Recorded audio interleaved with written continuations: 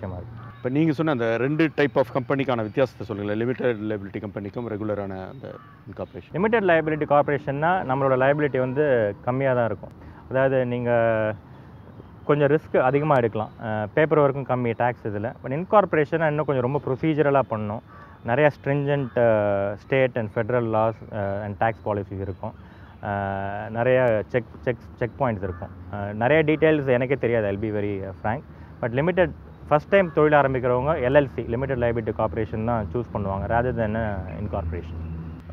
இப்போ வந்து இந்த பொருளாதார பின்னடைவு, இந்த ரிசெஷன் இந்த அளவுக்கு மோசமாக ஒரு சூழல் உருவாகிறதுக்கு என்ன பின்னணி அப்படிங்கிறத பற்றி முதல்ல சொல்லுங்கள். அது ரொம்ப முக்கியமான கேள்வி, பெரிய கேள்வியும் கூட. ஒரே லைனில் சொல்லணுன்னா அளவுக்கு மீறிய ஆசைன்னு சொல்லலாம். ஏன்னா நிறைய ஆன்சர்ஸ் இருக்குது இதுக்கு. பட் ப்ரைமரி ரீசன்ஸ் வந்து இட் ஆல் ஸ்டார்டட் இந்த யூஎஸ் தான் சொல்லுவேன். யூஎஸில் வந்து இந்த 2005 2006 பார்த்தீங்கன்னா ஹவுசிங் மார்க்கெட் பூம் இருந்தது. நிறைய பேர் வீடு வாங்க ஆரம்பிச்சிட்டாங்க. இந்தியன்ஸ் ஒன்லி இல்லை, அங்கே இருக்க Americans, all Asians in US started buying houses left and right. 2005 2006 நல்ல பூம் இருந்தது. பட் எந்த பூமும் பபுளும் பர்ஸ்ட் ஆகும்ன்ற ஒரு சேயிங் இருக்குது. அது என்ன ஆயிடுச்சுன்னா, நல்ல குவாலிஃபைட் பீப்புளுக்கு வந்து லோன் கொடுக்க ஆரம்பிச்சிட்டாங்க பேங்க்ஸ்லாம், ஸ்மாலர் பேங்க்ஸ், பிகர் பேங்க்ஸ். அது வந்து ப்ரைம் லெண்டிங் மார்க்கெட்னுவாங்க. ஸோ ப்ரைம் லெண்டிங் மார்க்கெட்டில் வந்து இப்போது எனக்கு லோன் கொடுக்குறாங்கன்னா என்னோடய கிரெடிட் ஹிஸ்ட்ரி பார்ப்பாங்க, என்னோடய எம்ப்ளாய்மெண்ட் ஹிஸ்ட்ரி, லோன் ரீபேமெண்ட் கேப்பபிலிட்டிலாம் பார்த்து தான் லோன் கொடுப்பாங்க. அது வந்து சில பேர் வந்து இந்த நிஞ்சான்னு ஒரு சேயிங் இருக்குது, டெர்மினாலஜி. நிஞ்சானா no income, no job, no asset. அந்த மாதிரி இண்டிவிஜுவல்ஸும் நிறைய பேர் இருக்காங்க அமெரிக்காவில். அவங்களுக்கும் வீடு வாங்கணுன்னு ஆசை இருக்குது. பேங்க்ஸ் என்ன பண்ணாங்க, அவங்களுக்கும் லோன்ஸ் கொடுக்கணும்னு சொல்கிறதுனால சப்ரைம் லெண்டிங்னு ஒன்று கொண்டு வந்தாங்க. அதில் வந்து ப்ரைம் லெண்டிங்கை விட ஒரு 2% 3% இன்ட்ரெஸ்ட் ரேட் அதிகமாக இருக்கும். இன்ட்ரெஸ்ட் ரேட் அதிகமாக இருக்குன்னு ரொம்ப தகுதி இல்லாதவர்களுக்கும் லோன் கொடுத்தாங்க. பேங்க் ஏன் கொடுத்தாங்கன்னா, அவங்க லோன் பே பண்ணால் நம்மளுக்கு இன்ட்ரெஸ்ட் அதிகம் வருது, ஸோ பேங்க்குக்கு நல்ல வருமானம். அப்படியே அவங்க கொடுக்க முடியலனாலும் ஹோம் ப்ரைஸஸ்லாம் ஏறிட்டே போகிறதுனால நம்ம வீடை விற்று நம்ம பணம் பண்ணிக்கலான்ற ஒரு நோஷனில் பேங்க்ஸ் வந்து பணம் கொடுக்க ஆரம்பிச்சிட்டாங்க. பட் என்ன ஆச்சு, அந்த bubble first in 2007 March April time ஃப்ரேமில் ரொம்ப மோசமாயிடுச்சு. இந்த சப்ரைம் லோன் வாங்கினவங்களாம் லோனை வந்து ரீபே பண்ண முடியல. அப்புறம் ஹோம் விலையும் ஃபுல்லாக குறைஞ்சிடுச்சு. ஸோ நிறைய பேர் டிஃபால்ட் பண்ண ஆரம்பிச்சிட்டாங்க லோனில். They walked away from their houses.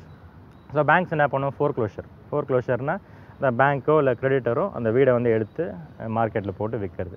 அவங்க வந்து ஸோ அது அந்த டைமில் என்ன ஆகிடுச்சுன்னா, ஹோமோட வேல்யூ வந்து லோனோட வேல்யூவோட கம்மியாயிடுச்சு. ஸோ பேங்க்ஸ் வேறு வழியே இல்லாமல் அது டெட் அசெட் ஆகிடுது, வச்சுக்கவும் முடியாது, விற்கிறதும் நல்ல ப்ரைஸ் இல்லை. பட் எல்லாம் விற்றுட்டு ரைட் ஆஃப் பண்ணிட்டாங்க லாஸஸை. அந்த மாதிரி எல்லா பேங்க்ஸும் பண்ண மோஸ்ட்லோ அது ஒரு இது அமெரிக்காவில் தானே, ஏன் குளோபே பாதிக்குதுன்னு ஒரு நீங்கள் கேள்வி கேட்கலாம். ஸோ இது வந்து அட்ராக்டிவாக இருந்ததுனால இந்த பெரிய பெரிய பேங்க்ஸ் யூரோப்பில், இந்தியாவில், ஈவன் சம் ஆஸ்திரேலியன் பேங்க்ஸ் வந்து they started owning some of these loans. இந்த சப்ரைம் லோன்ஸை they started owning it also. ஏன்னா அதில் நிறைய இன்ட்ரெஸ்ட் இன்கம் பண்ணலான்னு. இது வந்து எம்பிசின்னு வாங்க, மார்ட்கேஜ் பேக் செக்யூரிட்டிஸ்னு, அதை எடுத்து பண்ண ஆரம்பிச்சிட்டாங்க. ஸோ இதெல்லாம் ஸோ குளோபல் லெவலில் பேங்க்ஸ் வந்து மணி மார்க்கெட்டே உழுந்து போச்சு. இந்த இன்டர் பேங்க் ஃபண்ட்ஸ் ட்ரான்ஸ்ஃபர்னுவாங்க. சில பேங்க் வந்து கேஷ் சர்ப்ளஸாக இருக்கும், சில சில பேங்க்ஸ் கேஷ் டெஃபிசிட்டாக இருக்கும். அவங்களுக்குள்ளே எப்பவுமே there will be flow of funds. So இது ஒரு பேங்க்குக்கும் அவங்களோட சால்வென்சியை பற்றி தெரியல, இந்த பேங்க்கில் பணம் இருக்கா இல்லையான்னு. ஸோ அது ஸ்டாப் ஆகிடுச்சு. அதனால் இப்போ நல்லா இயங்குகிற பிஸ்னஸ்க்கும் அவங்க லோன் கொடுக்க முடியல. ஸோ ஆப்ரேஷனல் ஆக்டிவிட்டீஸ் ஃபண்டிங்லாம் எக்ஸிஸ்டிங் பிஸ்னஸ்லேயும் விழுந்து போச்சு. இது வந்து overall it has cost recession இந்த global economy. So subprime lending, எல்லாருக்கும் வீடு வாங்கணுன்ற பேராசை, அதுதான் ஒரு இஷ்யூ. பேங்க்ஸ்க்கும் அதே மாதிரி நிறைய இன்ட்ரெஸ்ட்டில் சம்பாதிக்கணுன்ற ஒரு பெரிய பேராசை. அது வந்து it's one of the reasons for global rises. இது அமெரிக்காவை பொறுத்தவரையிலும் இது மாறுவதற்கு எவ்வளோ நாள் ஆகும், எந்த திசையில் அது போயிட்டுருக்கு? இப்போது அதான் பிரசிடென்ட் ஒபாமா பார்த்தீங்கன்னா நிறைய பெயில் அவுட் பிளான்ஸ்லாம் பண்ணியிருக்காரு. Billions and billions of dollars கொடுத்து சில கம்பெனிஸை மீட்க பார்த்துருக்காரு. That is working. So government வந்து மின்ட்டில் பணம் அடித்து கொடுக்குறாங்க, அதுதான். So slowly it's coming back up. இப்போ நம்ம மென்டர் மைண்ட்ஸ் மூலமாக ஜாப் பிளேஸ்மெண்ட்டும் பண்ணுறதுனால தெரியுது டே டு டே. முன்னையோட கொஞ்சம் number of jobs posted on job portals வந்து கொஞ்சம் அதிகமாகிட்டு இருக்கு. So openings are coming up. I think இன்னும் ஒரு 6 months to 1 year it should come back to normal. But again நிறைய வேரியபிள்ஸ் இருக்குது அதில்.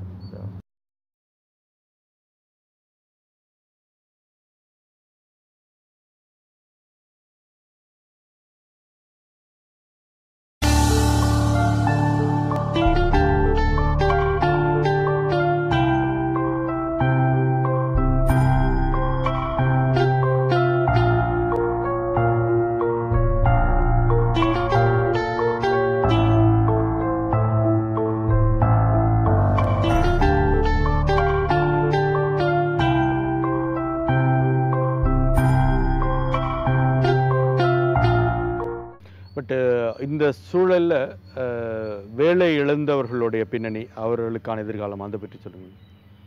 வேலை இழந்தவர்கள் பொதுவாக சொன்னால் நிறைய பேர் வேலை தேடிட்டு இருக்காங்க. நிறைய resumes are out in the market.